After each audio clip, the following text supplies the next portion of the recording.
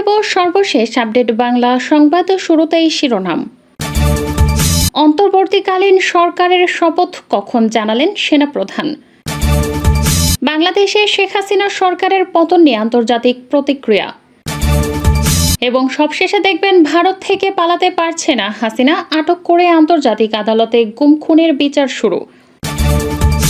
এতক্ষণ শুনছিলেন সংবাদ শিরোনাম, এখন থাকছে বিস্তারিত। নোবেলজয়ী প্রফেসর ডক্টর মোহাম্মদ ইউনূসকে অন্তর্বর্তী সরকারের প্রধান উপদেষ্টা হিসেবে স্বাগত জানিয়েছেন সেনাপ্রধান জেনারেল ওয়াকারুজ্জামান। তিনি বলেছেন, আগামীকাল রাত ৮টার দিকে নতুন উপদেষ্টা পরিষদের শপথ আয়োজন হতে পারে। উপদেষ্টা পরিষদ ১৫ সদস্যের মতো হতে পারে। বুধবার সেনা সদরে এক ব্রিফিংয়ে তিনি বলেন, ডক্টর মোহাম্মদ ইউনূস আমাদের সুন্দর একটি গণতান্ত্রিক প্রক্রিয়ার মধ্যে নিয়ে যেতে সক্ষম হবেন। সেনাপ্রধান বলেন, কিছুক্ষণ আগে ডক্টর ইউনূসের সঙ্গে কথা হয়েছে। ওনার সঙ্গে কথা বলে আমার খুব ভালো লেগেছে। আমার কাছে মনে হয়েছে তিনি এই কাজটা করতে অত্যন্ত আগ্রহী। আমি নিশ্চিত তিনি আমাদের সুন্দর একটি গণতান্ত্রিক প্রক্রিয়ার মধ্যে নিয়ে যেতে সক্ষম হবেন এবং এ কাজে আমরা উপকৃত হব। তিনি বলেন, আমি দেখেছি শিক্ষার্থী ও স্বেচ্ছাসেবকরা খুব ভালো কাজ করছে। রাস্তায় ট্রাফিক পুলিশ ছিল না, তারা ট্রাফিক নিয়ন্ত্রণ করছেন, রাস্তা পরিষ্কার করছেন, যেসব স্থাপনায় ধ্বংসযজ্ঞ চালানো হয়েছে সেগুলো পরিষ্কার করছেন। আমি তাদের অনুরোধ করব তারা যেন এই ভালো কাজ চালিয়ে যায়। তিনি বলেন, গত কয়েকদিনে যেসব ঘটনা ঘটেছে তা অনাকাঙ্ক্ষিত। এসব ঘটনার জন্য আমি দুঃখিত এবং বিব্রত। আমরা চেষ্টা করছি কয়েকদিনের মধ্যেই পরিস্থিতি স্বাভাবিক হয়ে আসবে। সহিংসতার ঘটনায় যে বা যারা জড়িত তাদের সবাইকে আইনের আওতায় আনা হবে। সোমবার বাংলাদেশের শেখ হাসিনা সরকারের পতনের পর বিভিন্ন দেশ এবং আন্তর্জাতিক সংস্থা তাদের প্রতিক্রিয়া ব্যক্ত করেছে। এর মধ্যে যুক্তরাষ্ট্র, যুক্তরাজ্য, চীন, ভারত এবং পাকিস্তান যেমন রয়েছে, তেমনি ইউরোপীয় ইউনিয়ন, ইইউ, আন্তর্জাতিক মুদ্রা তহবিল এবং বিশ্বব্যাংকের মতো প্রতিষ্ঠানও রয়েছে। পদত্যাগের পর ভারতে চলে যাওয়ার পর থেকে এখনো পর্যন্ত শেখ হাসিনা দেশটির রাজধানী দিল্লিতে রয়েছেন। কিন্তু শেখ হাসিনার অবস্থান এবং বাংলাদেশ পরিস্থিতি নিয়ে আনুষ্ঠানিক মন্তব্য করতে ভারত সময় নিয়েছে ২৪ ঘন্টার বেশি সময়। ভারতের পররাষ্ট্রমন্ত্রী এস জয়শঙ্কর বিষয়টি নিয়ে দেশটির পার্লামেন্টে বক্তব্য দেন। মার্কিন পররাষ্ট্র দপ্তরের নিয়মিত ব্রিফিংয়ে মুখপাত্র ম্যাথু মিলার বলেছেন, শেখ হাসিনা পদত্যাগ করে দেশ ছেড়ে চলে যাওয়ার পর বাংলাদেশের বর্তমান পরিস্থিতি সতর্কভাবে পর্যবেক্ষণ করছে যুক্তরাষ্ট্র। তিনি বলেছেন, ওয়াশিংটন বাংলাদেশের জনগণের পাশে রয়েছে এবং আরও সহিংসতা থেকে বিরত থাকতে সব পক্ষের প্রতি আহ্বান জানাচ্ছে। মিস্টার মিলার আরও বলেছেন, আমরা চাই বাংলাদেশের জনগণ তাদের সরকার ঠিক করবেন। এ বিষয়ে আগামী দিন ও সপ্তাহগুলোতে আমরা নজর রাখব। বাংলাদেশের পরিস্থিতি নিয়ে যুক্তরাষ্ট্রের ফরেন, কমনওয়েলথ ও ডেভেলপমেন্ট অফিসের ওয়েবসাইটে প্রকাশিত এক বিবৃতিতে দেশটির পররাষ্ট্রমন্ত্রী ডেভিড লামি বাংলাদেশে শান্তি পুনরায় প্রতিষ্ঠা ও প্রাণহানি রোধ করতে সব পক্ষকে একসঙ্গে কাজ করার আহ্বান জানান। ওই বিবৃতিতে বলা হয়, বাংলাদেশে গত ২ সপ্তাহে নজিরবিহীন সহিংসতা এবং মর্মান্তিক প্রাণহানির ঘটনা ঘটেছে। বিবৃতিতে বলা হয়, সেনাবাহিনী প্রধান একটি ক্রান্তিকালের ঘোষণা করেছেন।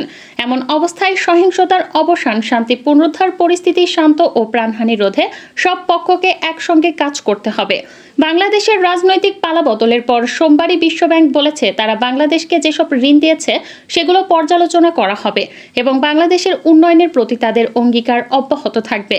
এদিকে মঙ্গলবার আন্তর্জাতিক মুদ্রা তহবিল বা আইএমএফ বলেছে, বিক্ষোভের মুখে প্রধানমন্ত্রী শেখ হাসিনা উৎখাত হবার পরও সংস্থাটি বাংলাদেশ ও এর জনগণের প্রতি পুরোপুরি অঙ্গীকারাবদ্ধ। সর্বশেষ ২০২৩ সালের জানুয়ারিতে বাংলাদেশের জন্য $৪৭০ কোটি ঋণ অনুমোদন করে সংস্থাটি।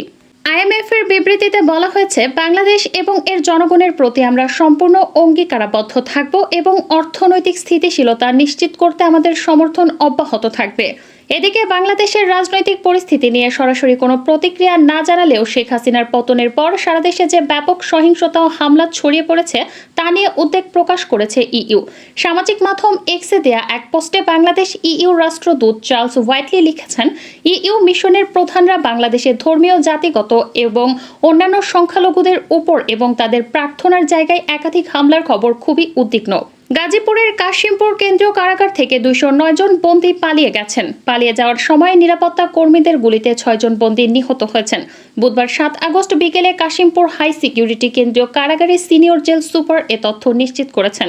নিহতদের নাম পরিচয় পরে জানানো হবে বলে জানান ওই জেল কর্মকর্তা। পুলিশ সদস্যদের আগামী ২৪ ঘন্টার মধ্যে স্ব ইউনিটে যোগদানের নির্দেশ দিয়েছেন নবনিযুক্ত মহাপরিদর্শক মইনুল ইসলাম। বুধবার বিকাল 4টার দিকে পুলিশ সদর দপ্তরে আয়োজিত এক সংবাদ সম্মেলনে এই কথা বলেন তিনি। নোবেলজয়ী অর্থনীতিবিদ ডক্টর মোহাম্মদ ইউনুস বৃহস্পতিবার দুপুর 2টা 10 মিনিটে দেশে ফিরবেন। দায়িত্বশীল একটি সূত্রে এ খবর জানা গেছে।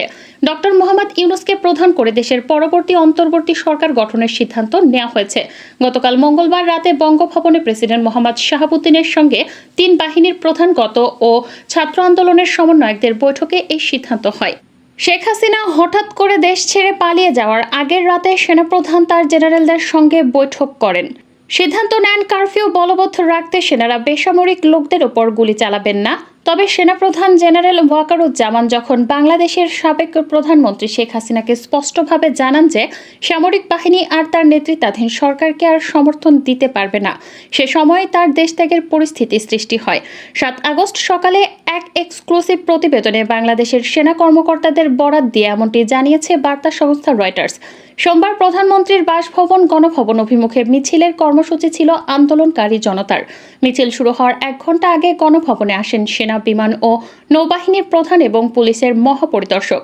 শেখ হাসিনাকে সেনাপ্রধান বলেন, সেনাবাহিনীকে জনবিক্ষোভ প্রতিরোধ করার যে আহ্বান জানিয়েছেন তিনি তা পালনে তার সেনারা অক্ষমতা প্রকাশ করেছে, কারণ পরিস্থিতি পুরোপুরি নিয়ন্ত্রণের বাইরে। প্রথম দিকেই পরামর্শ মানতে একেবারেই নারাজ ছিলেন শেখ হাসিনা। তাকে বোঝাতে ব্যর্থ হয়ে তার ছোট বোন শেখ রেহানাকে আসন্ন বিপদ সম্পর্কে বলেন সেনাপ্রধান এবং শেখ হাসিনাকে বোঝানোর অনুরোধ জানান। কিন্তু তিনিও ব্যর্থ হওয়ার পর শেখ হাসিনার ছেলে সজীব ওয়াজেদ জয়ের সঙ্গে যোগাযোগ করেন সেনাপ্রধান। জয়ের সঙ্গে কথা বলার পর দেশ থেকে সম্মত হন শেখ হাসিনা। সে সময় নিরাপদে গণভবন থেকে বের হওয়ার জন্য তাদের হাতে সময় ছিল 1 ঘণ্টারও কম। প্রতিবেদনে বলা হয়, ঊর্ধ্বতন সামরিক কর্মকর্তাদের মধ্যকার অনলাইন বৈঠকের বিশদ বিবরণ এবং শেখ হাসিনার কাছে দেয়া বার্তা আগে প্রকাশিত হয়নি। ওই বৈঠক আর বার্তায় ফুটে উঠেছিল তিনি সেনাবাহিনীর সমর্থন হারিয়েছেন। এসব বিষয়ের ব্যাখ্যা থেকে বোঝা যায় হাসিনার 15 বছরের শাসনকালে তিনি ভিন্নমত খুব কমই সহ্য করেছেন। গত সোমবার তিনি বাংলাদেশ থেকে ভারতে পালিয়ে যাওয়ার পর তার এমন বিশৃঙ্খল শাসনকাল আকস্মিকভাবে শেষ হয়ে গিয়েছিল। তোপের মুখে পদত্যাগ করলেন কেন্দ্রীয় ব্যাংকের ডেপুটি গভর্নর সহ 6 শীর্ষ কর্মকর্তা। ব্যাংক খাতে লুটপাট, দখল, অনৈতিক সুবিধা ও নানা অনিয়মের সহযোগিতা করায় সাধারণ ব্যাংকাররা কেন্দ্রীয় ব্যাংকের গভর্নর, 4 ডেপুটি গভর্নর, উপদেষ্টা ও আর্থিক গোয়েন্দা দপ্তরের প্রধানের পদত্যাগ দাবি করে মিছিল করেন। এক পর্যায়ে তারা কেন্দ্রীয় ব্যাংকের মূল ভবনে অবস্থিত গভর্নরের ফ্লোরে ঢুকে পড়েন এবং 2 জন ডেপুটি গভর্নরকে সাদা কাগজে সই করতে বাধ্য করেন। প্রত্যক্ষদর্শীরা জানান, 4 ডেপুটি গভর্নর এবং আর্থিক গোয়েন্দা দপ্তরের প্রধান বিক্ষুব্ধ কর্মকর্তাদের দাবির মুখে পদত্যাগ করে ইতোমধ্যে কেন্দ্রীয় ব্যাংক থেকে বেরিয়ে গেছেন। এ সময় সেনা সদস্যরা তাদের নিরাপত্তা দেন। ঘটনার সময় গভর্নর আব্দুর রউফ তালুকদার কার্যালয়ে ছিলেন না। কর্মচারীদের দাবি, ব্যাংক খাতে অনিয়ম ও দুর্নীতির জন্য বাংলাদেশ ব্যাংকের এসব শীর্ষ কর্মকর্তা দায়ী।